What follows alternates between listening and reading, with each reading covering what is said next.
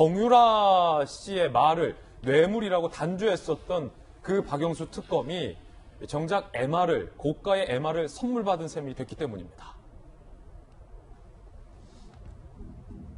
과거 박영수 특검팀 삼성그룹이 정유라에게 제공한 경주마 3마리 구입비 등을 모두 뇌물로 단죄했죠.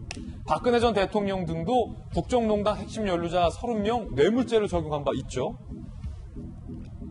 박영수 특검은 가짜 수산업자로부터 포르쉐, 에마 빌려 탄 의혹을 인정했죠. 특검 사이 밝히며 도덕적 책임만 언급을 했다는 거죠. 이 말은 법적으로는 난 문제없다라는 뜻으로도 들리는데 참여연대에서는 박영수 특검의 해명이 석연치 않다. 청탁금지법 위반 관련 수사를 피할 수 없다라고 비판을 한 바 있습니다. 이재명 기자, 남이 받은 말이 뇌물이면 나도 말을 받으면 안 되잖아. 그렇죠. 물론 박영수 특검의 이제 해명도 한번 얘기해드리면 본인이 받은 게 아니라 본인이 이제 빌렸고 빌린 대가를 차에 슈퍼카를 이제 빌려 쓰고 나서 충분히 이제 본인이 현금을 지급을 했다 이렇게 밝히고 있기 때문에 경찰의 수사 과정을 좀 지켜봐야겠지만 어쨌든 지금 어제도 분명히 말씀드렸지만 다른 사람도 아닌 어떻게 보면 부정부패 척결 어떤 상징적 기구였던 국정농단 특검팀이 특검뿐이 아니라 특검을 파견됐던 검사, 파견됐던 수사관, 수사지원 단장 등이 무더기로 이번 가짜 수산업자의 선물 리스트에 올라와 있다는 것 굉장히 심각한 문제죠.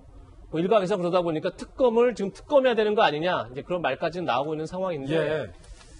어쨌든 간에 이 굉장히 참담한 건 이런 거죠. 그러니까 이번 국정농단 특검팀이 최순실 그리고 이제 박근혜 전 대통령을 경제 공동체로 그렇게 해서 이제 기소를 했죠. 예. 그래서 한쪽이 얻은 이득이 다른 한쪽에게 그대로 이득이 됐다 이런 걸 했고 또 이제 하나가 이재용 삼성전자 부회장과 박근혜 전 대통령 사이에 오간 어떤 금품이라든지 이런 걸 가지고 이제 최순실을 통해서 받기 때문에 경제 공동체로 이제 박근혜 전 대통령과 최순실 씨를 엮었고 또 하나가 뭐냐면 이재용 그럼 부회장이 왜 그것을 최순실에게 제공했느냐 그러면서 묵시적 청탁이라는 얘기를 했습니다. 그러니까 구체적으로 청탁을 하지 않았지만 그냥 다 아는 것 아니냐 이렇게 했습니다.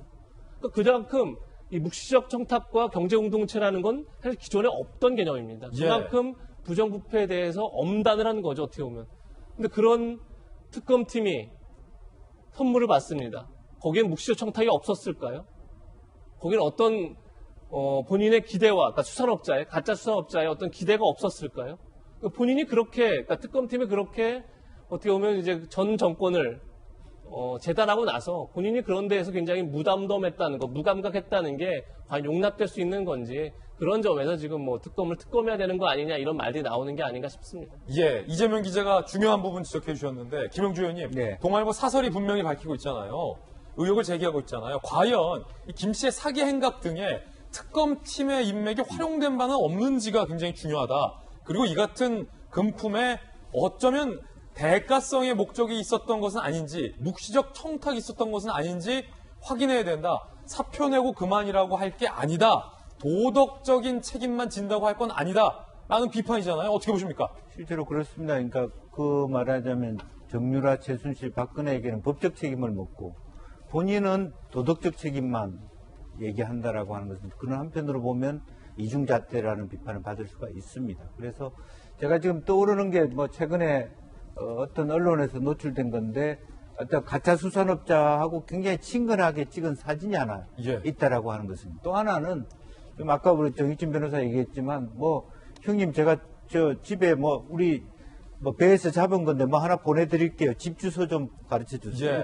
흔하게 집 주소를 가르쳐 주고 그때부터 이 사안은 차단이 시작된다고 보여지고 그런 관계들이 이제 청탁의 일반적인 어떤 인맥 낚시에 걸려드는 관계이고 그러다 보면 실제적으로 아무런 불편함, 특히 이제 특검팀에 있는 분들은 자기가 일시적인 공직이라고 생각하기 때문에 나는 공직자가 아니다라고 착각할 수도 있습니다만 어쨌든 기본 특검법에 지난번에도 나왔습니다만 분명하게 공직자라고 되어 있습니다. 그래서 자신의 몸가짐을 그렇게 가벼하게 할 수 없고 더군다나 자기가 갖고 있는 특검의 목적 자체가 굉장히 국가적 사안이 됐고 국민 모두가 보는 중대한 사건을 공소를 유지하는 담당관이었지 않습니까? 그런 의미에서 이 면책을 유지해 가기 쉽지 않을 것 같고 아까 말한 대로 단순히 이것이 차 한 대로 끝날 것인지 어떤 자리를 했는지라는 것까지 지금 조사를 받아야 되는 상황이 다음 단계에 와 있다. 저는 그렇게 보여집니다. 예.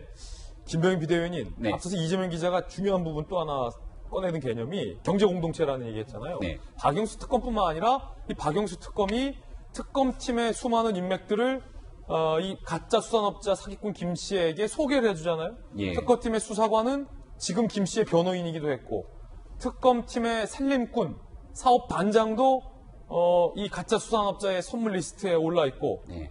누구누구도 또 이 가짜 수산업자와 연루돼 있고, 그 매개체 역할을 혹시 박영수 특검이 했다면 일각에서는 그게 이 가짜 수산업자와 박영수 특검 간의 어떤 공동체가 아니냐. 네. 어떻게 보십니까? 이 의혹에 대해서. 경제 공동체에 따른 박영수 특검의 부인이 포르쉐를 어쨌거나 받아서 탔던 부분이기 때문에 누가 뭐래도 가족 간의 경제 공동체를 성립할 수 있다라고 하는 거는 피해가기 어려운 일들일 거고요. 저는 훨씬 더 중요한 개념을 아까 이재명 기자가 얘기했던 묵시적 청탁에 초점을 두고 보고 있습니다. 우리가 가짜 수산업자, 흔히 말해 사기꾼이라고 얘기를 하게 되는데, 이 사기꾼이 누군가에게 뭔가 경제적인 이득을 건넨다면 분명한 목적이 있지 않겠습니까? 근데 왜 사기꾼 입장에서는 유력한 언론인, 유력한 정치인, 또 유력한 법조인들과의 인맥을 형성할까? 그냥 친하게 지내고 싶어서? 라고 생각하는 분들은 많지 않을 거라고 봅니다. 딴 법조인도 아니고 특검인데. 그리고 여기 있는 정치인들의 면모를 보면 그냥 일반 정치인이 아니라 국민들이 보기에도 정치에 관심이 없는 분들도 이름 석자를 알 정도의 유력한 정치인. 특히 당 내에서는요. 그냥 초선 대선 국회의원 누구랑 잘 안다 정도로 어디 가서 명함 주고 얘기하기는 쉽지가 않지만 당의 원내대표를 지내거나 당의 대표를 지내거나 이 정도 되는 인물이랑 같이 어깨동무하면서 사진 찍는 모습들을 가지고 아 내가 이렇게 친해 라고 한마디 하게 되면 여의도에 가서 사람들에게 접근하는 부분의 영향력은 이루 말할 수가 없겠죠. 아니, 대한민국 국정원장인데요. 이건 정치인의 모습이고요. 이것보다 훨씬 더 큰 영향력을 행사하는 게 저는 바로 박영수 특검이라고 생각합니다. 예. 앞서도 설명드렸지만 박영수 특검은 대한민국 사회에서 공정과 정의의 상징처럼 돼 있고요.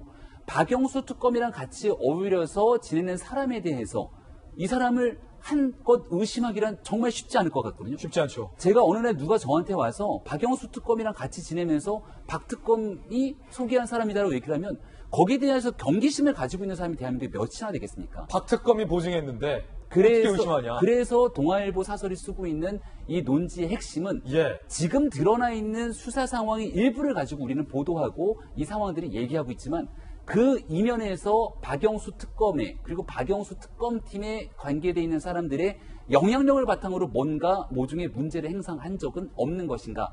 그런 일들이 있게 된다면 묵시적 청탁이라는 이름으로 훨씬 더 사건은 커질 수밖에 없다. 김병인 비대위원은 특검을 특검해야 한다고 보십니까? 특검을 특검하는 게 당연할 것이고요. 이 얘기가 제대로 국민 앞에 전달되지 않게 되는 순간 지금 교도소에 있는 최순실 씨가 이게 나라냐라고 외치는 상황이 오게 된다면 어떻게 이 책임을 질 수 있는지 상황에 대한 생각이 듭니다. 이제 이재용 삼성전자 부회장도 마찬가지고요.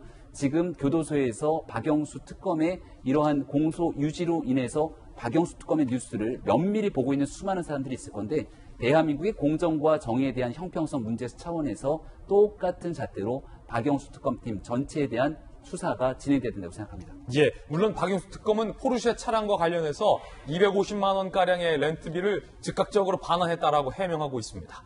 박영수 특검 측의 해명도 함께 전달해드렸습니다.